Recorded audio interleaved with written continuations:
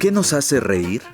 El pastelazo contundente, lo grotesco de nuestras contradicciones, la sorna contra las instituciones que merecerían nuestro respeto, los absurdos que nos abisman a realidades insospechadas. Atrapasueños, la diversidad de nuestro cine, platicó recientemente con los productores, realizadores y actrices de las películas cómicas que participan con tanta energía en las carteleras y taquillas del país. Pero hay otra forma de comedia de corte independiente que desde su ingenio provoca risas incómodas o liberadoras. Son propuestas irreverentes que buscan la carcajada y la reflexión que provoca lo incómodo o lo surrealista de sus historias. ¿Qué retos se enfrentan estas comedias? ¿Cómo encaran a una industria competitiva? ¿Cómo analizan a sus audiencias para realizar nuevas propuestas? En Atrapasueños, la diversidad de nuestro cine, conversamos con estas miradas desaforadas que desde el humor resquebrajan las narrativas convencionales y nos invitan a recrear el mundo desde el surrealismo, el absurdo o el desenfado. Comenzamos.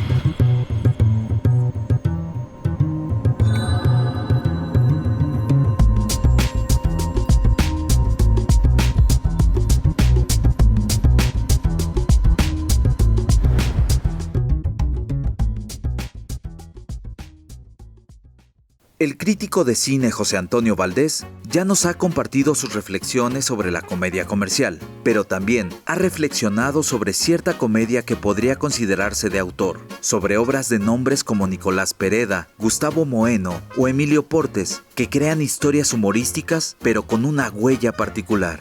Bueno, también creo que un cineasta como un actor, como un buen actor, un gran actor es el que te hace reír y te hace llorar al mismo tiempo. En el caso de un director también hay la prueba de hacer una comedia que siempre será más complicado que hacer un drama, ¿no? Y creo que, bueno, los ejemplos que pones están muy bien. Yo pondría también, por ejemplo, el cine de Emilio Portes, que Emilio ha tratado, salvo Belzebú, que pues sí es una película más de terror, pero por ejemplo Pastorela y Conozca la cabeza de Juan Pérez, pues son experimentos, ejercicios de un cierto humor de autor, un cierto humor donde hay referencias al cine mexicano, a la cultura popular en el caso de Pastorela. Y bueno, tratar en el caso de Emilio, a Emilio se le da como este delirio, ¿no? Hacer un cine más delirante, más ahí. Entonces, la comedia, por ejemplo, vista desde el punto de vista de Emilio Portes, le tira más al humor negro y lo delirante que una comedia social como Nosotros los Nobles, aparentemente, ¿no? Son películas personales porque, pues bueno, el conducto a través del cual se hizo Juan Pérez o Pastorela, pues es el conducto del cine de autor tradicional en México, ¿no? Bueno, Nicolás Pereda, pues creo que va más allá de cualquier tipo de género, aunque Fauna es una película que a lo mejor es más accesible que las otras películas que ha filmado, ¿no? Como Minotauro, que es una cosa absolutamente insondable. Bueno, a lo mejor es un poquito más accesible y tiene un sentido del humor también desde esta perspectiva de autor. Mira, lo importante del cine mexicano, y no se logra por ninguna parte, en ese año 2013 se logró porque hubo películas que se enfrentaron en la taquilla y se enfrentaron en los premios y resultaron realmente de lujo, ¿no? Teníamos un No se aceptan devoluciones y un Nosotros los Nobles contra un Eli de Amada Escalante y La Jaula de Oro de Diego Quemada, que hablaban del tema de la violencia social y de la pesadilla de la odisea centroamericana a los Estados Unidos pasando por México, ¿no? La migración terrible. Entonces, ahí estaban las 4 películas en cartelera y la gente podía ver las 4 sin ningún problema. Claro, Derbez y Los Nobles se llevaron la taquilla, pero finalmente acá teníamos otro cine que la gente estaba conociendo. En el caso de estas películas que hablamos, pues son películas que básicamente se han visto en la Cineteca, en el circuito cultural, que no han tenido una difusión muy grande y que desde luego, pues no están hechas tampoco están concebidas para el gran público. Sí, claro, lo ideal sería que las vieran millones de personas, pero pues Nicolás Pereda ya tiene un nicho muy especial. Y Emilio, por ejemplo, Emilio Portes sí ha avanzado mucho más hacia un cine de gran alzada, ¿no? O sea, con muchas copias, con publicidad, con actores importantes, por ejemplo, el caso de Pastorela. Entonces, bueno, son finalmente también visiones del otro lado de autores que están mucho más centrados en un cine personal, pero que no están peleados con la comedia, ¿no? Pareciera que sí, pareciera que el cine de autor no es divertido. Y bueno, todos los grandes cineastas mexicanos han pasado por la comedia. Jaime Humberto Hermosillo, Arturo Ripstein, sí, más negra que otra a lo mejor, pero finalmente comedia, y finalmente, pues hay un sentido del humor, también ahí es escondido, ¿no? Nicolás Pereda se ha caracterizado por explorar lo cotidiano. Sus historias deambulan entre la ficción y el documental y llegan a un extrañamiento del mundo, incluso de las formas de contar. No crea un humor desde los gags, sino desde el desmontaje de los clichés para provocar un desconocimiento y la risa nerviosa. En su película más reciente, Fauna, un actor de series conoce a la familia de su pareja y debe desdoblarse entre el personaje que encarna y el yerno que aspira a ser. Fauna es la comedia más explícita de Pereda, pero él insiste, en toda su obra siempre habrá una sugerencia hacia el humor. Sí, yo creo que desde hace unos años, no en mis primeras películas, pero desde hace un tiempo, yo considero que mis películas son comedias. Algunas son quizá como que se van hacia otros lugares y se vuelven un poquito más pesadas o yo qué sé, pero de alguna manera el impulso original de las últimas películas que he hecho, no todo, pero de mucho, o gran parte del tiempo que me paso pensando en películas, es en el universo de la comedia, pero claro, la comedia entendida desde un lugar como más clásico tal vez, ¿no? Como la idea de... Digo, no por comparar, pero como cuando hablamos de las comedias de Shakespeare, no es que sean comedias de que las lees y te estás muriendo de risa, sino que es una cosa que tiene que ver con la ligereza de la situación, no necesariamente con, digamos, en contraposición con la tragedia, digamos, ¿no? O sea, como que no es tan, las comedias tienen que ver con los pequeños conflictos de la cotidianidad, con roces interpersonales, con esa cosa de las comedias de errores que también me interesa bastante. Y tiene que ver, no sé de dónde venga exactamente ese impulso, pero hay algo que creo que me atrae mucho de pensar en como los temas importantes que me interesan, de los que me interesa hablar, porque son cosas en las que estoy pensando que son un poquito más densas, digamos, o un poquito más solemnes incluso, y después como ponerlas dentro del contexto de este tipo de comedias que son como que le dan una especie de ligereza a la solemnidad. Como siempre me ha dado miedo, y no pareciera, porque mi primera película quizás es más solemne, hace años, pero hay algo como que le temo a la cosa solemne, a los diálogos como de una sinceridad abrumadora. Hay algo como del melodrama también que me da un poquito de miedo, quizás como por haber crecido viendo telenovelas y esas cosas, como que de repente hay una cosa como de distanciamiento de ese mundo, pese a que me gusta el melodrama en otros contextos. Y entonces hay algo que me interesa de este tipo de comedias que me permite como jugar con todo eso, que como no ser solemne porque estoy jugando, pero a la vez puedo agarrar estos temas. Y al mismo tiempo hay algo de la construcción, específicamente en Fauna, de este tipo de construcción con los actores y el juego con los actores que me permite hacer un poquito de melodrama porque están actuando, ¿no? Entonces como que de repente hay momentos de melodrama, pero se vale porque no es la situación en sí misma, sino que son personajes que actúan el melodrama, entonces se puede... Para mí, Fauna justamente es una película que me podía permitir como todos estos distintos niveles. Hay como momentos de solemnidad, hay momentos de comedia ridícula, hay como momentos de melodrama. Y eso era como también un poco lo divertido.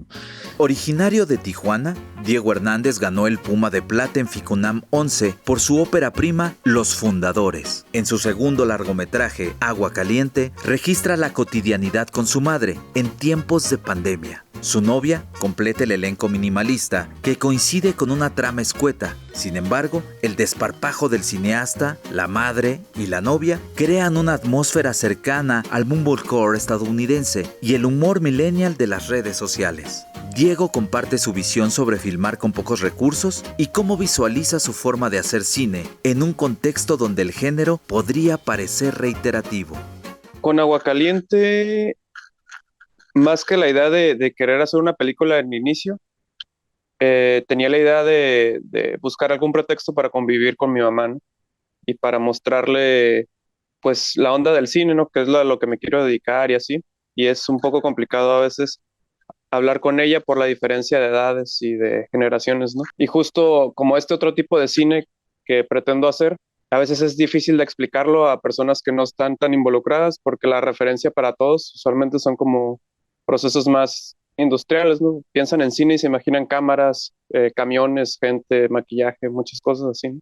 Y pues la invité a participar y conforme fue avanzando la película, me di cuenta que mucho del tono cómico era propuesta de ella, ¿no? Como que yo no le decía, no le daba muchas indicaciones de cómo actuar ni de cómo comportarse, porque las veces que lo intentaba es cuando ella se miraba más forzada, se miraba más acartonada cuando yo le daba indicaciones, entonces decidí dejarla hacer, ¿no? Y ella empezó a bromear, incluso como más que en la vida real, ¿no? Como que en la vida real mi mamá no, nada más cuando está como con sus amigas y así, pero conmigo normalmente no es tan cotorra. Y en Aguacaliente yo estaba teniendo problemas con arreglar el boiler, entonces como que me interesa eso, como hacer burla o hacer, sí, como mostrar cosas de la vida cotidiana que cuando uno las ve, se ríe porque resultan tan cercanas que la reacción inmediata es reírse porque uno no está acostumbrado a ver ese tipo de situaciones en el cine o en la comedia.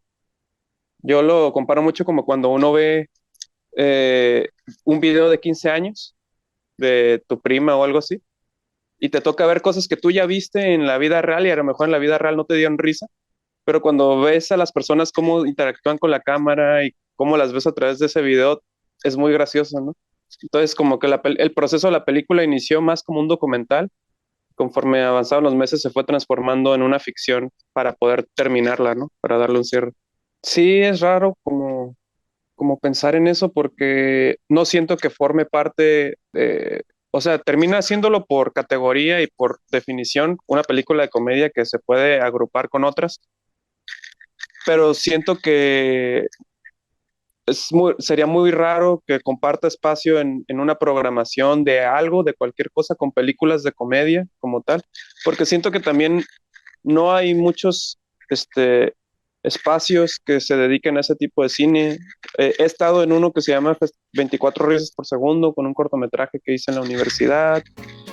El Festival Internacional de Cine y Comedia 24 Risas por Segundo busca difundir, exhibir y descubrir nuevos talentos para el cine de comedia. En su 7ª edición proponen una perspectiva novedosa con cada proyecto que muestran. Nos tomamos la comedia en serio. Milka Ibáñez, directora del festival, comparte su experiencia casi 8 años de programar historias que llevan de la sonrisa a la carcajada. Mira, el primer año sí sufrimos un poco en el sentido de, aparte vas como agarrando patitas para ver para dónde.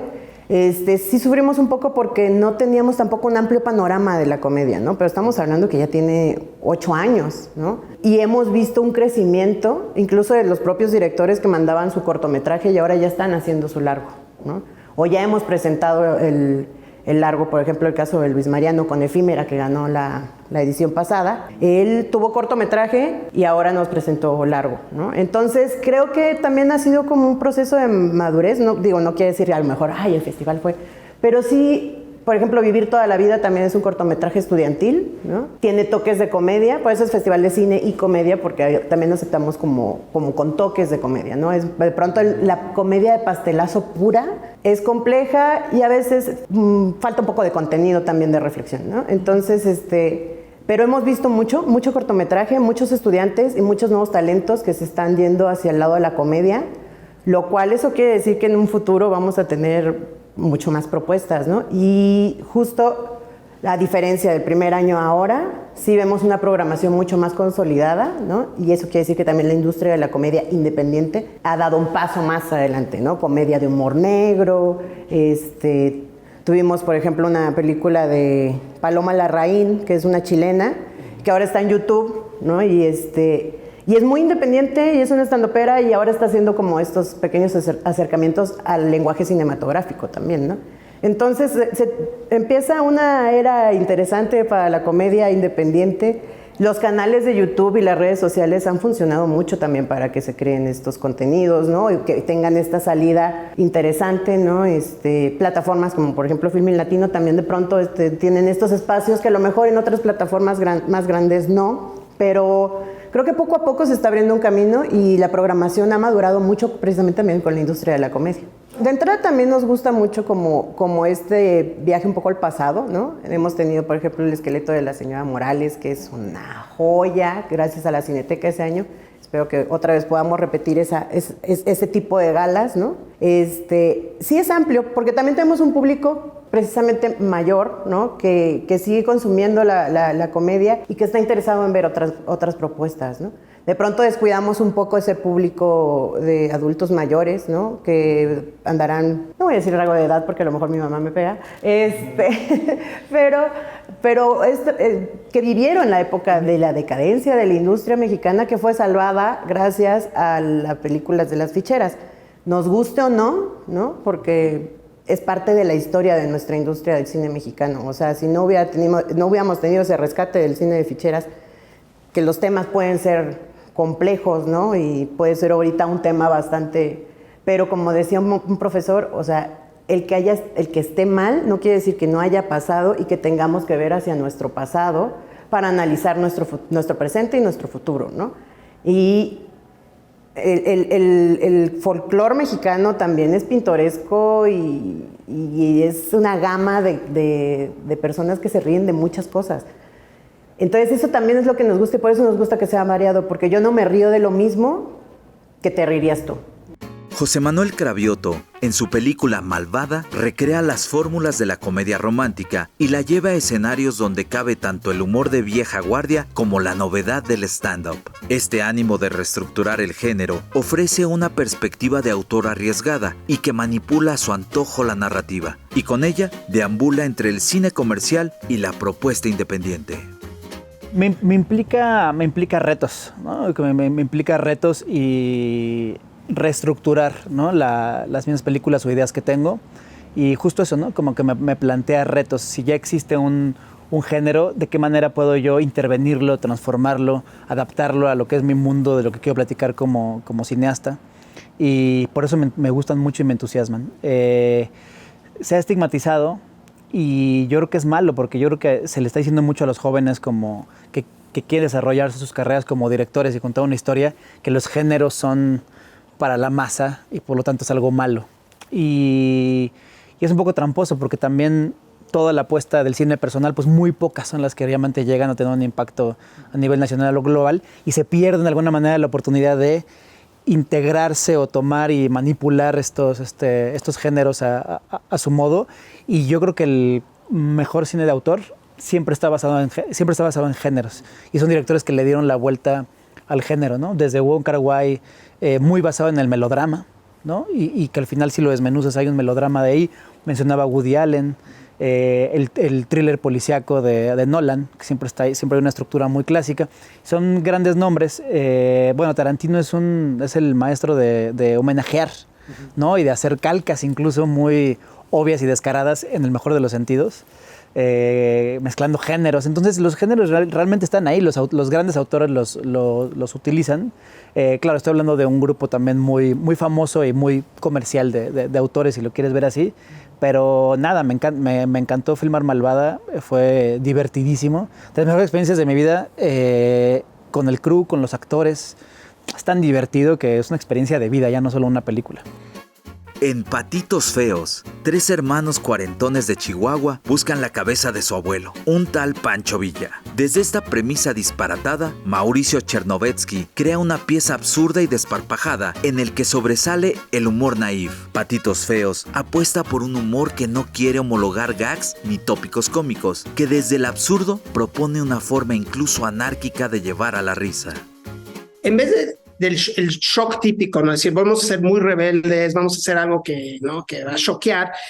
Ahí el ser rebelde es jugar más con esa inocencia, ¿no? Porque creo que ahorita hay un mundo de mucho cinismo y todos nos podemos como volver muy paralizados, ¿no? Como cineastas, como personas que cuentan historias que de alguna manera puedes empezar a pensar, así se tiene que contar esa historia, así se tiene que contar una historia. Y justo cayó en un momento donde había un eclipse, cuando pasó todo esto, había un eclipse solar aquí en la ciudad, me acuerdo, todos fuimos a verlo, no sé por qué, pero yo sí como que le doy mucha importancia a ese evento, porque como que entendí que si no encuentro una manera de jugar y de divertirme, y hacer algo como que no tenga que ver con lana, que no se hace por dinero, que no se hace por fama, que no se hace por esa idea de wow, eres el cineasta más chingón o no, más intelectual. No.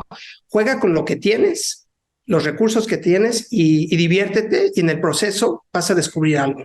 Algo vas a descubrir. Y así se armó la película, todos aceptaron trabajar, colaborar, escribí un guión de alguna manera, aunque es muy fantasioso y estilizado y pues caricaturesco, también tiene un elemento muy de documental, ¿no? Que es algo extraño, ¿no? Generalmente ves películas que son híbridas que dices, no, esa es una película que mezcla la realidad con la fantasía y tiene esta parte. Y aquí es como, sí, pero todo lo contrario, ¿no? Porque no se ve eso, pero en realidad cada personaje tiene lo suyo y viene del actor, ¿no?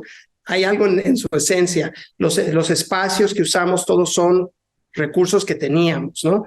La idea de Pancho Villa, la idea de todo eso viene de estar observando la cultura norteña, ¿no? Y encontrando esos hilos para crear algo, justo, ¿no? Como que se vuelve medio absurdo también regresando a estas influencias como más de cine independientes, también medio pop, en el sentido de que juegas mucho con estas imágenes, ¿no? Esas imágenes que a veces pueden ser como pues muy estereotipadas, pero de alguna manera la idea era como jugar con eso y como es subversivo en el sentido de que no estamos cayendo en los estereotipos, estamos como usándolos para explorar otras cosas, ¿no? O sea, la película pues sí es mucho más como juega con lo absurdo, ¿no? Es como algo absurdo, ¿no? Entonces, ahí cuando estás con eso, es complicado. O sea, digo, yo no lo veo complicado personalmente, porque como lo dije, y creo que lo dije en una entrevista justo después de salir ahí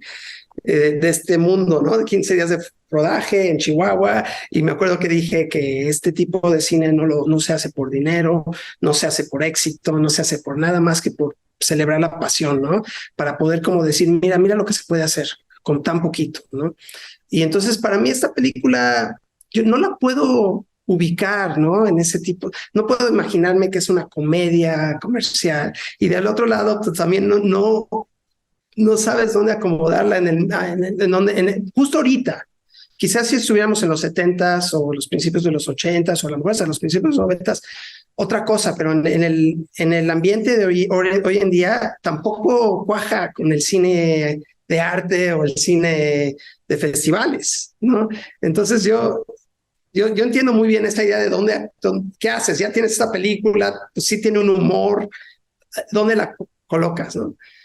Y pues no sé, o sea, yo no me considero un director de comedia, ¿no? Tampoco.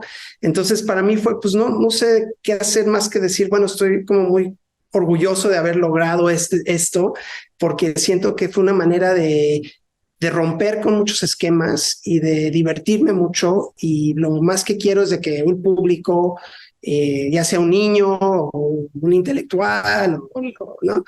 Cualquier persona que vea la película que pueda por lo menos encontrar ese encanto, ¿no? Porque también la idea es eso, es encantamiento, es la inocencia, es regresar a ver las cosas de otra manera, sin estar tan preocupados, ¿no? De qué dirán, de lo que qué dirán, o sea, ¿por qué estás haciendo estas películas? O sea, ¿cómo vas a tener éxito? O sea, ¿quién te crees? ¿No?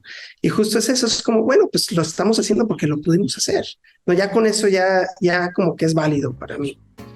Como la comedia comercial, la independiente también busca provocar las risas, desencadenar el humor, pero desde coordenadas que también buscan una reflexión seria de la realidad y sus representaciones. La comedia independiente quizás sea el caldo de cultivo que proponga temas, abordajes, aristas del humor que antes no hubiéramos sospechado. ¿Cómo abordan estos autores la comedia actual? ¿Cómo imaginan la comedia del futuro? ¿Qué temas tocarán? Y con respecto al cine en general, siento que la diferencia también es que la mayoría del cine de comedia mexicano se hace en ficción. Y creo que en general, en el cine en general, ¿no? Mundial, casi no hay documentales de comedia. Y es que la tendencia del cine documental mexicano es más hacia lo social, ¿no? Hacia el retrato de las problemáticas y de cosas que nos indignan como ciudadanos mexicanos que debemos de cambiar. Pero no recuerdo muchos documentales, y curiosamente la mayoría de los documentales que son mexicanos y que tienen como un tono más cómico son retratos familiares también, como Intimidades de Shakespeare y Víctor Hugo. Como que hay algo en la relación familiar y en la casa que es muy cotorro y que es muy mexicano, y creo que esa parte sí es muy presente en nuestro cine, tanto de ficción y como de documental, ¿no? Lo otro es que la mayoría de los documentales de comedia también son falsos documentales, ¿no? Son mockumentaries y cosas así. Entonces, sí, siento que hay una gran oportunidad, porque pues el mexicano es bien burlón de uno mismo. Justo es muy común ver directores que hacen películas súper solemnes, súper serias, y los conocen en persona y son bien chistosos y son bien bromistas. Entonces piensas como, o sea, esta persona podría hacer una comedia sin ningún problema porque su personalidad es así, ¿no? El cine también hay que verlo como un negocio, ¿no? Y creo que muchas veces es una zona de confort que tienen ya las casas productoras grandes, ¿no? En el que saben que actor y actriz tal me va a traer gente porque es simpático, ¿no? Y no se quieren arriesgar a más porque el negocio es seguro. Es como si un restaurante cambiara de la nada su carta y de pronto pues, ya no llegan los clientes, ¿no? Entonces, sí lo veo como por ese lado. Me parece un poco triste que no se atrevan a más. Siento que va a haber en algún momento que con esta demanda sobre demanda de plataformas, van a tener que arriesgarse a nuevos talentos, ¿no? Pero creo que empiezan a arriesgarse un poco más o a meter personajes, por lo menos en esta receta perfecta que ya tenían, que empiezan a quebrar un poco el molde y da un poco de más dinamismo y no de vamos a hacer 3 veces la misma receta, y eso puede ser complejo. Sin embargo, La boda de la abuela, la trilogía, a mí me gusta mucho, ¿no? Y sigue siendo este corte, por así decirlo, pero tiene algo distinto, algo más fresco. Pues mira, todo lo que nos está pasando en nuestro país daría pie a una comedia negra sensacional, ¿no? Lo que es la variante en sí es el tono. La comedia la hace el tono. Tú puedes contar la historia de un choque de 3 autos desde un punto de vista trágico, o lo puedes hacer una película de comedia, donde por el manejo de estereotipos resulta que estos 3 personajes tienen que ver, y resulta que de estos 3 personajes surge una situación de comedia. Mira, por ejemplo, hay cosas muy dolorosas como el feminicidio, como las desapariciones forzadas, pero bueno, hay un tema muy importante en estos momentos que es la inflación, los precios disparados de toda la canasta básica. Entonces, pues a través de la historia de una señora que cada que va al mercado puede comprar cada vez menos cosas, puedes tener una buena comedia. Y sobre todo algo que es muy importante, sobre todo en el caso de los jóvenes cineastas, no separarlos de la realidad. Finalmente, la realidad en la que están es la realidad que les toca retratar. Estos proyectos comparten la hazaña de proponer nuevas formas de narrar, crear, de provocar el humor y su incomodidad. Desde formatos frescos, originales, inesperados, pero también proponen coordenadas que trascienden las risas y los temas habituales. La comedia independiente es transgresora y, en consecuencia, un espacio espontáneo y de libertad. El humor sardónico, el humor ingenuo, el que nace desde las miradas mordaces o amigables, son propuestas de historias que también buscan nuevos mundos, nuevos retos, nuevas formas de representar y transformar la realidad. ¿Cómo harías tu comedia? ¿Cómo mostrarías el absurdo de tu realidad? ¿Qué temas te gustaría trastocar? No nos lo cuentes. Toma tu cámara y que comiencen las risas.